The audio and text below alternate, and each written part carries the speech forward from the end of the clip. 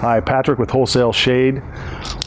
In this video, we're going to talk about why you need diagonals for your order form. When you're filling out the order form, why do I need to measure those diagonals? Can't I just give you the outside dimensions? So we're going to start with some yardsticks and a triangle.